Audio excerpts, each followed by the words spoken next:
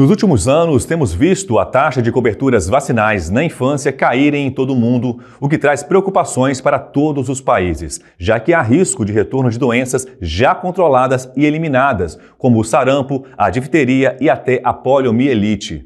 A redução nas taxas de vacinação tem sido atribuída a diversos fatores, tais como a perda de percepção de risco para doenças, o desabastecimento frequente de algumas vacinas, os horários de funcionamento dos postos de saúde e os grupos de movimentos anti-vacinas que disseminam notícias falsas sobre a segurança e a efetividade dos imunizantes. Estamos na Semana Nacional de Imunização e nesta edição do Famílias em Pauta, nossos convidados vão tirar as dúvidas sobre 3 vacinas importantes do calendário vacinal do Programa Nacional de Imunizações: Covid-19, dengue e HPV.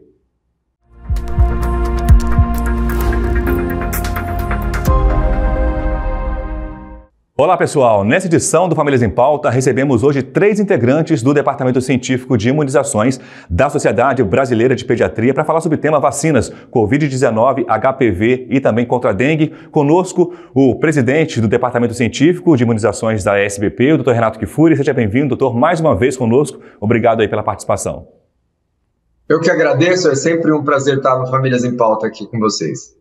Também conosco pela primeira vez, faz parte do departamento, a doutora Melissa Palmieri. Seja bem-vinda, doutora. Olá, muito obrigada pelo convite. É uma honra estar aí nesse painel falando de temas tão relevantes para nós. Obrigado. E também conosco pela primeira vez, também integrante do departamento, a doutora Normeide Pedreira. Seja bem-vinda, doutora. Muito obrigada, me sinto honrada com o convite e é um prazer estar aqui com vocês.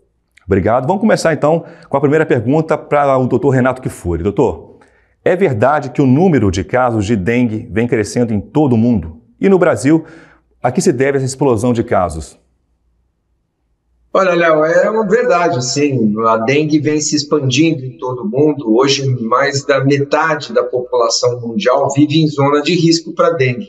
E aqui dentro do país não é diferente, né? Nas regiões que nós nunca tivemos dengue, região sul do país, ou as capitais mais próximas do litoral, como São Paulo, Curitiba, começam a enfrentar casos de dengue, fruto de uma disseminação mais generalizada do mosquito.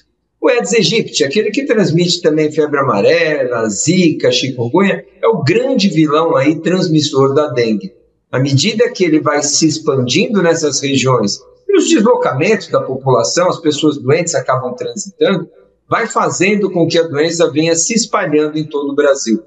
Nós estamos vivenciando talvez o pior momento da dengue e com tendência de crescimento, porque à medida que a dengue vai entrando em regiões que nunca havia tido casos da doença, ela vai encontrando muita gente sem imunidade, suscetíveis, que nunca se expuseram ao vírus, fazendo com que o crescente aumento seja exponencial e o pior, né, agravando as formas graves também da doença. Obrigado, doutor Renato. Agora eu pergunto à doutora Melissa sobre a Covid-19. Doutora, a Covid-19 ainda ela é um problema de saúde pública e para a saúde individual? Ela continua assim. Eu costumo dizer que a pandemia, ela acabou, mas a Covid não. Nós sabemos que nós temos como controlar essa circulação desse vírus que chegou para ficar. E, obviamente, ele vai tendo as suas mutações, nós temos que ter uma população vacinada. O que é relevante é, obviamente, não veremos, esperamos não ver se houver uma mutação muito importante, isso, o futuro, nós não temos como prever, mas que não veremos o que aconteceu no início, quando nós tínhamos uma população que era extremamente vulnerável. Porém, agora, nesse ano, ainda temos mortes, em torno de 200 mortes por semana por esse vírus. Então, nós temos ainda, a Covid ela não acaba, a pandemia sim.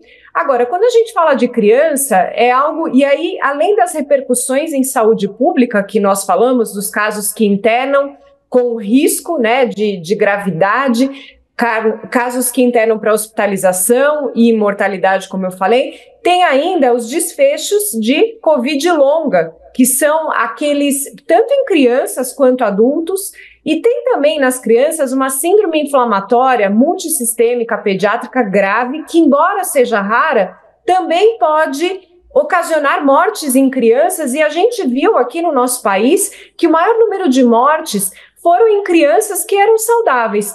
Então, hoje, eu diria que a Covid, ela sim repercute em gravidade em saúde pública e saúde individual. Obrigado, doutora Melissa. Pergunta agora à doutora Normeide. Queria que a senhora explicasse, na verdade, o que é o HPV e quais doenças ele causa, doutora? Então, o HPV, ou papilomavírus humano, é um vírus que pode infectar homens e mulheres no mundo inteiro e que tem muitos subtipos.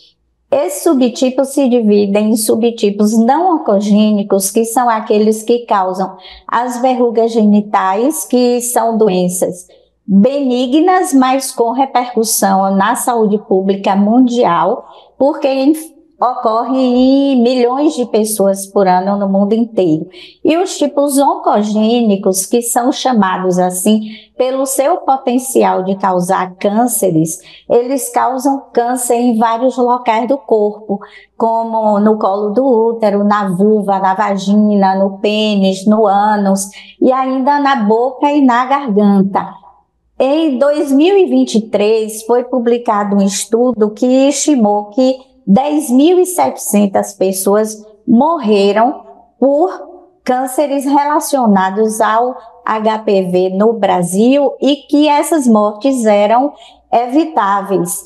E ainda um outro estudo em 26 capitais brasileiras e no Distrito Federal, incluindo homens e mulheres de 16 a 25 anos, mostrou que mais da metade dessas pessoas tinham infecção pelo HPV de alto risco para câncer. Então, é um vírus que tem uma importância muito grande, tanto na saúde pública quanto individual.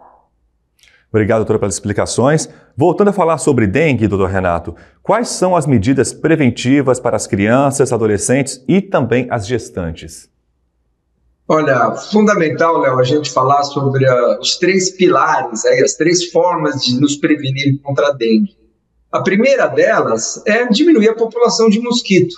Todos nós temos que estar atentos aos nossos quintais, aos nossos condomínios, o poder público nas praças, nos prédios públicos, para evitar aqueles criadouros, água parada, né? Telhado, caixa d'água, o quintal, vasinho de planta, aquilo que a gente tem falado tanto. Primeira coisa, diminuir a população de mosquito. Segunda forma de prevenção de dengue é evitar que o mosquito nos pique. Repelentes, telas, inseticidas de tomada, mosquiteiro para os bebês é fundamental. Isso ajuda e ajuda bastante. E a terceira forma é a vacinação, que infelizmente, para as grávidas, para as crianças menores de 4 anos, a vacina ainda não está licenciada. Tá? Para os adolescentes já está em boa parte das cidades do país. Então, consulte aí o seu município se já chegou a hora do seu adolescente ser vacinado, porque a combinação dessas 3 estratégias, deixar uma população de mosquito muito menor, usar o repelente, as proteções, os métodos de barreira, e ainda, se possível, para aqueles que já puderem tomar vacina, a gente vai conseguir controlar a dengue. Precisamos de um esforço de todos, é um papel de todos, de cidadania mesmo, um pacto social contra a dengue. Obrigado, que foi importante. Papel de cidadania, como o senhor falou. Sobre a Covid-19, eu pergunto agora para a doutora Melissa. Quais as recomendações de prevenção para a Covid-19 neste ano de 2024? Esse ano de 2024 houve sim mudanças com relação à recomendação, então é importante que todos saibam que crianças acima de 6 meses e menores de 5 anos virou uma vacinação de rotina. Aí a importância, reforçando, de termos as nossas crianças imunizadas, vacinadas. Agora, outros grupos também foram inseridos como prioritários. Eles lembram mais ou menos a vacinação da gripe, tá? Que são aqueles grupos que vão evoluir com gravidade, como pessoas com comorbidades, pessoas com deficiência permanente. Nós temos os trabalhadores de instituições de longa permanência e também, óbvio, os idosos que ali vivem. Temos os profissionais de saúde, indígenas que vivem em terras indígenas, comunidades ribeirinhas e quilombolas, pessoas privadas de liberdade, trabalhadores do sistema prisional, adolescentes e jovens em medidas socioeducativas e pessoas em situação de rua. O que vale também, e tem as gestantes e puérperas. Nós temos aqui que lembrar que acima de 60 anos, imunocomprometidos, gestantes e puérperas, essa vacinação tem que ser uma dose semestral, a cada 6 meses. Já nos outros que eu citei, uma dose anual, lógico, lembrando que a criança tem o seu esquema em separado quando é a sua primeira vacinação. Lembrando, né, Melissa, que ao vacinar, Léo, a grávida, a gente protege o bebê também, aquela dupla proteção, né, Melissa? Como a gente sempre fala com a gripe, com a coqueluche, a gente consegue proteger a mãe que tem um fator de risco e ainda transferir aquela proteção para o bebê. Quem não quer proteger seu filho, né? Perfeito. Importantíssimo, doutor Kifuri. Eu continuo agora com a doutora Normeide. Queria que ela explicasse, doutora, se a vacina contra o HPV é segura, se os meninos e meninas precisam receber e a partir de qual idade pode ser aplicada a vacina.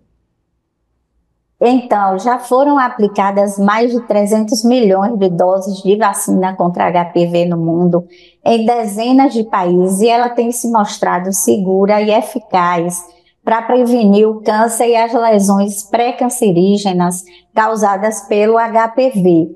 Existe uma redução nos países que têm usado com boas coberturas de até 80% do risco de câncer de colo de útero e uma quase eliminação de verrugas genitais nesses países. Elas são vacinas inativadas que não têm possibilidade de causar doença e não têm conservantes e antibióticos, reduzindo assim a possibilidade de reações alérgicas. É claro que pode ocorrer, mas serão muito raras. Há muitos mitos e fake news, notícias erradas sobre essa vacina. Na verdade, a vacina é segura e tudo que se tem contra ela é notícia falsa. Em bula, ela está recomendada dos 9 aos 45 anos e o Programa Nacional de Imunizações tem oferecido a vacina desde 2014 e essa vacina é disponível para meninos e meninas e para vítimas de abuso sexual, para pessoas imunocomprometidas e vivendo com HIV/AIDS, pacientes oncológicos em quimioterapia e radioterapia com idades ampliadas até os 45 anos e meninos e meninas dos 9 aos 14. Obrigado, doutora. Eu continuo com a senhora para falar sobre o HPV ainda. Quais são os esquemas de vacinação e as principais reações da vacina contra o HPV e se existem novas vacinas aí disponíveis?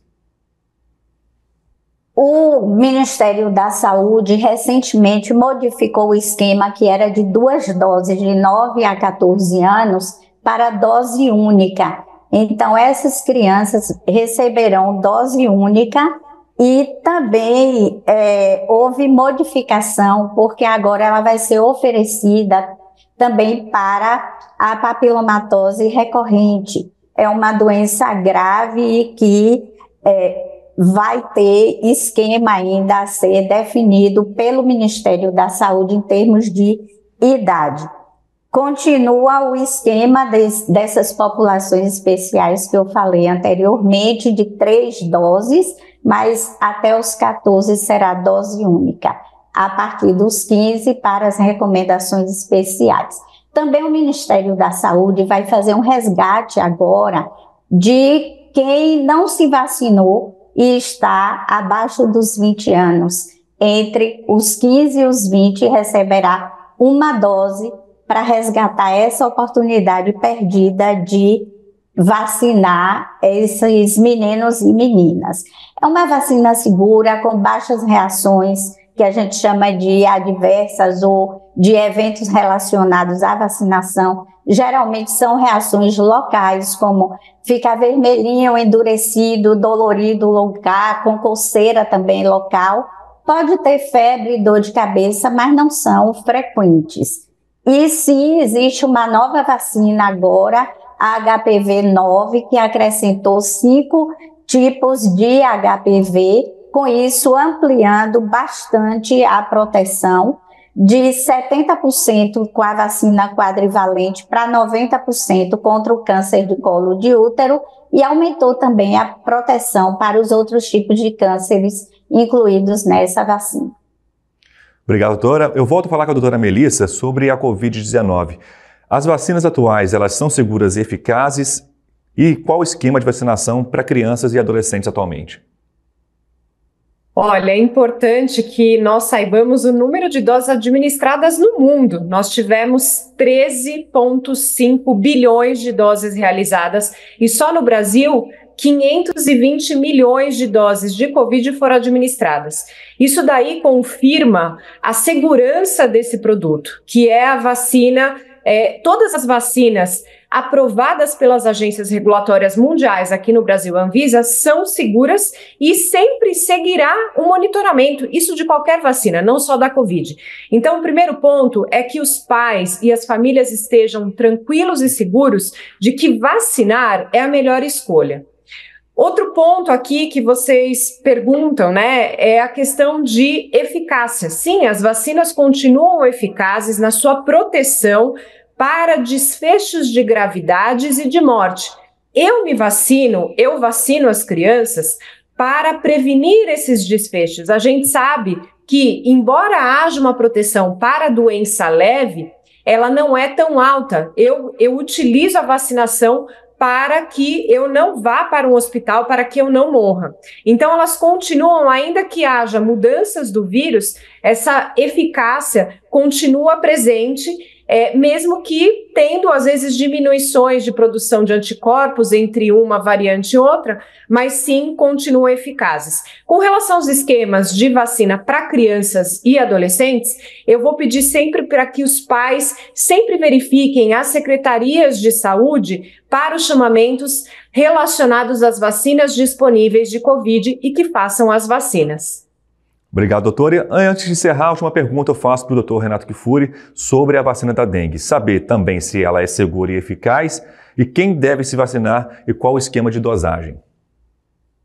Olha, foi uma vacina amplamente estudada, né, em diversos países que tinham dengue, países que não tinham dengue, pessoas que tiveram já a doença, pessoas que não tiveram a doença, e a vacina se mostrou em todos esses grupos altamente eficaz, em torno de 80% a proteção contra qualquer forma de dengue, e para aquela dengue grave que vai para o hospital, que precisa ser internado, que às vezes até tem a forma hemorrágica, é 90% de proteção, ou seja, uma vacina com uma elevada eficácia. Ela foi licenciada, estudada e aprovada entre 4 e 60 anos de idade. Como, infelizmente, nós temos poucas doses, o Ministério da Saúde elegeu os adolescentes a segunda idade que mais se hospitaliza por dengue, só perde para os idosos. Os idosos, a vacina não está licenciada acima dos 60 anos, portanto, nós começamos a vacinação aqui entre 10 e 14 anos. Mas quem puder, tiver acesso, encontrar vacina no serviço privado, pode, entre 4 e 60 anos, se beneficiar. Os efeitos colaterais, né, que nós chamamos de eventos adversos da vacina da dengue, são muito semelhantes às outras vacinas que a gente aplica no calendário. Pode ter uma dor, às vezes alguém pode ser alérgico a algum componente da vacina, uma febre, às vezes até um vermelhinho no corpo, que lembra um pouco a dengue, claro, muito leve. Isso pode acontecer com qualquer vacina. Lembrar que ela é contraindicada para menores de 4 anos, por enquanto maiores de 60 anos, grávidas, mulheres que estão amamentando e todos aqueles que têm algum grau de comprometimento do seu sistema imune também. Mas olha, a vacina é super segura, quando chegar a sua vez, não perca a oportunidade, vacine-se. Obrigado, doutor Renato. Quero agradecer, chegando aqui, encerrando o nosso programa, a participação de vocês mais uma vez, doutor Kifuri, muito obrigado aí pelos esclarecimentos. Eu que agradeço, Léo, um prazer estar com a Melissa, com a Normeide aqui. Olha, nós abordamos 3 vacinas aqui, dengue, HPV e Covid, mas lembrar que o calendário vacinal da criança e do adolescente, nessa fase da vida, é super importante de ser cumprido. E na semana aqui da imunização, a gente deixa nosso recado aqui, vacine-se, vacinas salvam vidas. Ainda não inventaram a vacina contra o arrependimento, não há nada pior do que nós termos uma doença que poderia, né, nos nossos filhos, ter sido evitada com uma simples vacina. Com certeza. Doutora Melissa, também muito obrigado pela sua participação, pelos esclarecimentos de hoje.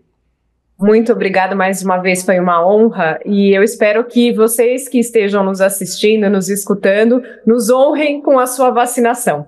Muito obrigada. Obrigado, doutora Normeide, também muito obrigado aí por ter trazido tantos benefícios e esclarecimentos sobre a vacina do HPV.